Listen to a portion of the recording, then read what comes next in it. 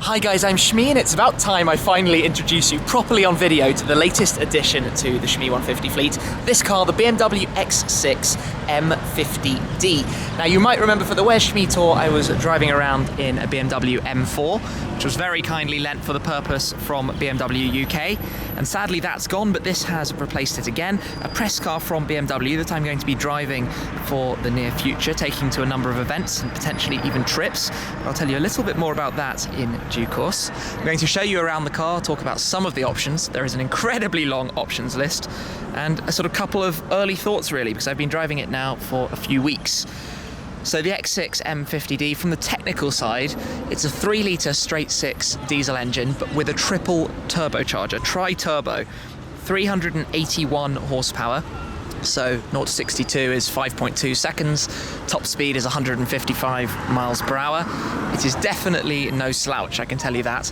This particular car is in flamenco red, which is a colour I really like. It's a deep, sparkly, metallic red. It doesn't quite show out the same on camera as it is in person, but certainly a good-looking colour.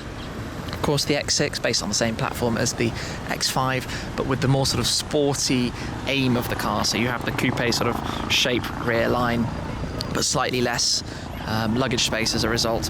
But I'll get on to what the interior is like as well a little bit further in. The car has some pretty aggressive lines. You've got the M badges, of course. It comes out of the M division at BMW. Got a lot going on at the front. This particular car is really, really highly equipped. So we've got the surround camera system and stuff like that. I'm going to show you.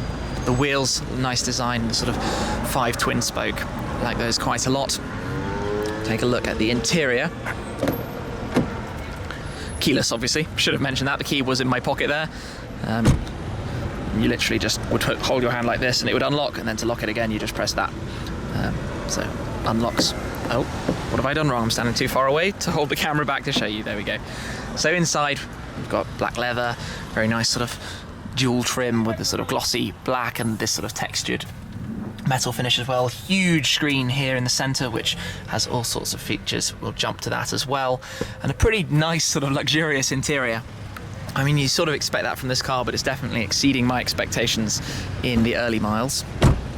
As we come and have a look in the rear, this is perhaps where I thought it might struggle, but I have to be honest, it doesn't at all. I thought that I might have a problem with the headroom, but loads and knees aren't exactly short on space.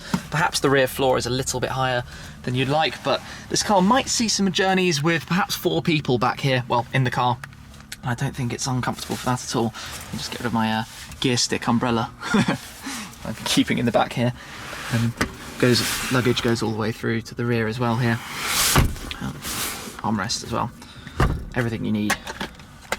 Yeah. Haven't actually spent very long playing around in the rear, so this is slightly new to me as well. I'm going to get up there in a sec. I'll just run round to the boot first. I'll show you back there. So the soft closed doors, here if you don't shut them quite properly, it pulls it in. Yeah, there we go, it did it. I just stopped it by mistake. So the boot, this is where you have BMW's little trick thing where you wave your foot underneath. In theory, oh, I've done it wrong. There we go. Up it goes.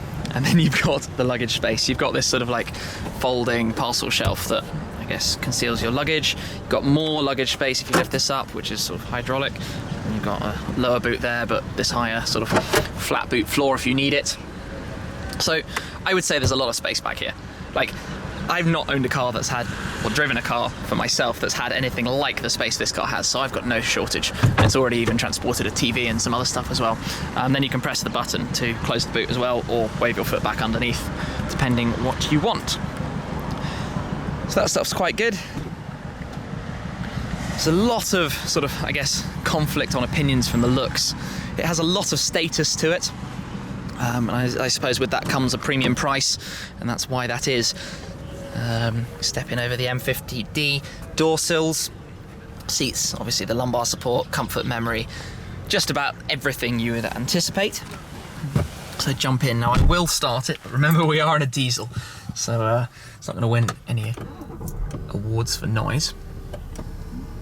But we do have this really nicely shaped digital display. The whole thing is digital. just within these two sort of metal, I guess, 3/4 circle dials. And the modes can change everything as well, so there's a lot to see and do with that. I think from a sound point of view, it's probably got BMW's sort of sound generation stuff going on, because when you're driving sportily, it doesn't sound anything like as bad as you would expect from a 3-litre diesel. What else do we have? We've got the Harman Kardon speakers, of course. We've got the surround view cameras, which I can activate by pressing this button, and you can see neatly in the space, but that actually helps so well seeing that sort of top-down bird's eye view mode. Line yourself up, get around tight corners, because when you're in a car like this, it's really hard to position because it's very big. So having the capability for that kind of technology helps significantly in getting it done. And then, of course, you've got a normal front camera, and if you go into reverse, it brings up the reversing camera view too. And that's a really, really high resolution camera, which is nice to see and look at there as well. Not going to go too much through the Idrive system. You probably know most of what it's capable of. This being the latest version, of course, navigation has internet connected live traffic updates and stuff, so you can see around here in London today. I'm filming this on the day of the tube strikes here in London, which you might have seen in the news, hence why just about every major road is showing as red. It is a complete and total disaster here in London today, but fortunately the park's not too bad, well, apart from that traffic jam driving across in front of me. So we've got big storage cupboards in the armrest here. I've got my iPod in here. It's got the upgraded phone system, and then a big glove box as well, but I've got all the books and some other things, bits and pieces in there as well, filling that up. Right, let's get to this dial, because this is interesting. So this is like the standard comfort mode setting. So you've got this dial here with up through sport settings and back down through comfort, and you've got these sort of white dials, whereas if you were driving at night, those very same dials would also be there, but they would show up in red, so it'd have the same appearance. We've got the speed awareness sort of dial, which is an option, and also the head-up display. I'm not sure if you can see that there somewhere. Now, if I go one back into the Eco Pro mode, it gives us sort of graphical dialogue that something's changing. It's much, much more simple. I've naturally not done too much driving in this mode up to this point. Speedo doesn't seem to go much beyond 40, although actually I think it only lights up where you are at that moment, so it keeps everything completely minimalistic and tidy. If we go back up through comfort towards sport, it gets red, significantly more aggressive, larger speedo in the left dial, gear on the right dial. If you push the gear stick to the left, if I was in drive, and then into manual, it would give us the sport mode, and then if I use the paddles, we would go into manual and it would stay in manual, whereas if the gear stick's over to the right and it's in drive and you use the paddles, it then will automatically put itself back into automatic shortly after. I'll just put it back into P so we don't roll off. Some nice stuff like the lane guidance. As soon as you start drifting out of your lane without the indicator on, it will vibrate, so you know you're doing it. We've got an automatic handbrake, so as soon as you come to a stop, it will apply the handbrake before you drive off again. And we've got another storage area here, full of my stuff, apparently full of too much of my stuff to open. Oops. But I've got some cables in there, just for some more cup holders and things. Steering wheel, you've got the sort of controls for cruise control. You've got your audio and phone stuff. So driving it so far, I think I didn't expect that much. I was expecting, you know, a pretty heavy car, well over 2 tons, to be a little bit wafty and perhaps not quite dialed in. But I did some pretty interesting roads. My driving so far has basically been down to the Goodwood Festival of Speed. I've been away so much that it's been driving 2 places, so I haven't really been able to fully concentrate. But it was a much sportier drive than I anticipated. It doesn't roll over anywhere like what you'd think on the sort of corners, so it's actually really quite fun. And like I said before, there is so much power. It's definitely not short on that.